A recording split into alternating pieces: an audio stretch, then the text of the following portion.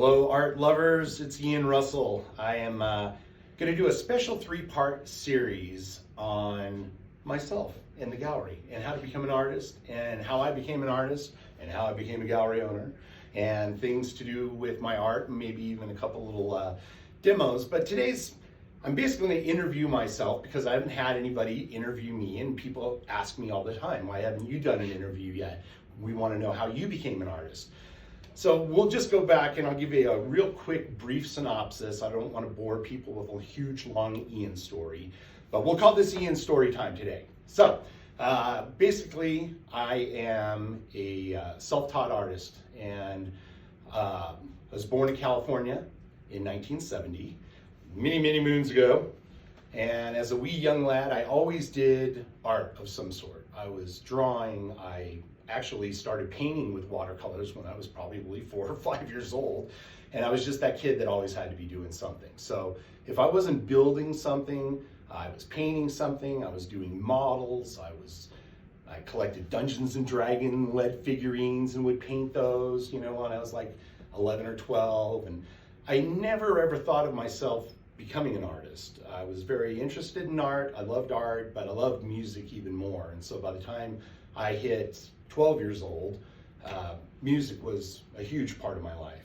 I was absolutely enthralled by 50s, 60s, 70s, and now the 80s style of music, rock and roll especially. I wanted to be the next Eddie Van Halen, so when I was a kid, I actually saved up a bunch of money during a summer work stint to buy my first guitar. And so at that point, when I was about 12, the guitar kind of took hold, and at the same time, I went and I had gone to live up in Northern California with my mom, and I was kind of raised by my grandparents, another whole side story. But basically, that's where I discovered art. I was in 8th grade. I had an art teacher that was also my science teacher, and his whole classroom was nothing but art and science stuff. It was amazing. It was really one of the coolest places I've ever seen still to this day. And the way he taught art was you started as an 8th grader doing drawing, and you learned perspective and vanishing points and shading and just everything that are the basic principles of rendering and drawing. And that's really where I always tell any artist, if you can draw out your ideas, even if it's not done well, you're a step ahead. You can formulate your composition or whatever you want to build or whatever you want to draw or paint with basic drawing skills. So that's where I started, basic drawing skills. It was supposed to take a year. I was so into it, I did it in 3 months. The next wall was watercolor, and that was when you were supposed to be like a freshman in high school. So I jumped right into watercolor. Did not like living in northern Arizona. It was very seclusive, or Northern California is very secluded. My mom lived way out in the boonies. So it really sucked. And I went back to live with my grandparents in 1984. And between drawing and doing music, that was my life. And I just found people's work that I loved and admired. One of my biggest influences is Frank Frazetta. Believe it or not, he's the god of fantasy art. And then I discovered other artists along the way. Of course, all the old masters, I had books on all of their work, but I was never really into doing oils or anything of that nature. For one, it was too expensive and too time consuming, and I'm very impatient. I like instant gratification things, so drawing something, I could see it, happening right in front of my face. Same with watercolor. You could sit down, slap paint on a piece of illustration board or whatever, medium style you're painting on, and it's dry in 5 minutes, and you can throw it under your arm and walk out the door. So excuse me, as a young poor artist, watercolors was a natural thing for me. And basically by about my junior year in high school, I started selling art through a local little frame shop here in Prescott and out of the high school, and the scales started to tip. I started becoming more of an artist and less of a musician.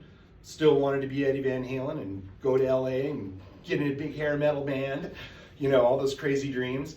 But art took hold, and after I graduated high school, I went to California, back to California and to the Bay Area, and went to San Francisco Art Institute for some summer classes. Discovered I really hated being taught art. I thought I knew everything and could do it all on my own, so I just kind of immersed myself in the art scene, started doing things on my own. And when you don't really have a person to model your career on or see how they've done what they've done to become successful, it's a very long, hard road. And that was unfortunately the path I took, was the long, hard road. These days you've got so many more elements of being able to market your work, of course, digital right here, social media, being able to print your own things. None of that was at my disposal when I was in my teens and 20s. So it was beating your head against the wall trying to get into galleries and show your work in external places. There weren't a lot of the art shows that you see these days. So it was a much different atmosphere. I realized that I was probably not going to make it in the fine art world because 99% of the galleries I approached said no. I got into a couple little galleries here and there, Jerome, Sedona, one in Phoenix. But for the most part, I was selling my art direct. I'd find people that liked my work. I'd show my work in some group shows here in town. And really that's kind of how I built my name. I also went to work in a bronze foundry in 1989 for John Scourgia, who's an amazing artist and longtime friend. And worked in his foundry for about 4 years. And those guys all taught me everything you could think about as far as sculpture goes and foundry work, and they would also critique my paintings. So during that time I was in different galleries, and they kind of helped me formulate my style, and I still stuck with watercolor. And basically up until about 94, I was pretty much strictly still doing exactly what I was saying, working and selling my art myself. I had a girlfriend that I went to high school with who is an amazing artist. Her name is Kim Garrett. And Kim and I decided we were going to do a Christmas art show in the end of 1995. And we decided we needed to find a little place we could rent. We found a place kind of by Charlotte Hall here in Prescott, rented this little 500 square foot studio, had a Christmas art show. I brought a bunch of friends of people I knew in, other artists, bronze artists, glass artists, painters, and my work and Kim's work. And our opening night, we did phenomenal. We sold thousands of dollars worth of art. So as a 24-year-old guy who was completely poor and working in bronze foundries, I was like rich overnight. Oh my God, I made all this money. I can actually do this. Maybe I can be a gallery owner. I didn't want to. It was a very accidental thing, and that's a whole nother story that we'll get into. But that's what led me into the gallery business, how I also got into other galleries, and how I started to kind of market my art, which is also going to be another talk. But for the main part of this talk, it's just about what I was doing. So during that time, I just stuck with watercolor. Painted fantasy and people for years and years. In the mid-90s, got into doing landscape work because they were all places I was hiking and camping in. And it was a real challenge. I was not a big landscape fan. And if you look at some of my work in the 90s, it became my passion. That's pretty much all I did. I dropped painting people for the most part. I did some fantasy art, but I was really pretty strictly a landscape artist for almost, I'd say at least 10 years in there with, bits and pieces of other things mixed in.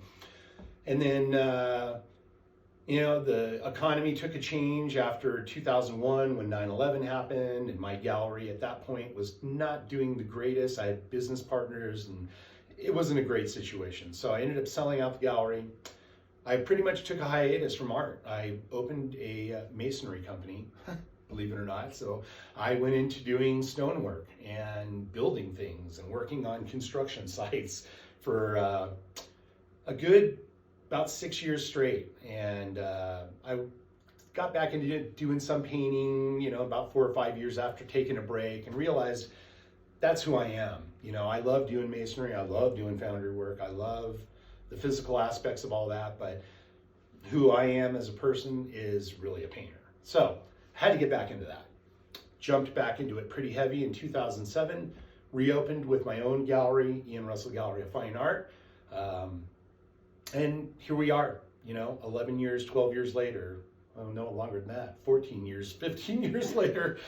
I'm not the best judge of time. So yeah, it's gone quick. And over that course of time, I went into oil painting, kind of got really good at oils, and just missed that first love of my life, watercolor, and went back into that in about 2019. So last 4 years, I've basically been back to watercolor strictly.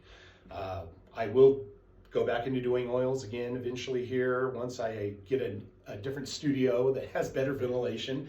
But at this point, I'm strictly a watercolorist. And of course, you can see my work here. I do a lot of different shows, tent shows, Tempe Art Festival, a lot of works down in Phoenix during the spring and fall time. And then you can always find me here in the gallery. So, that's kind of my career in a nutshell as far as how I got into doing art and what I do with my art. I find inspiration in pretty much anything. People can say something to me and I can formulate a painting in my head. I've gotten to a point now where most of my art is animal art, and I just love animals, and they're fun. They've got a character, and anamorphic things, animals doing people things, is it cracks me up. So I like painting things that make me laugh and make other people laugh, or that make you wonder, or that you've been like, oh yeah, I've been to this place.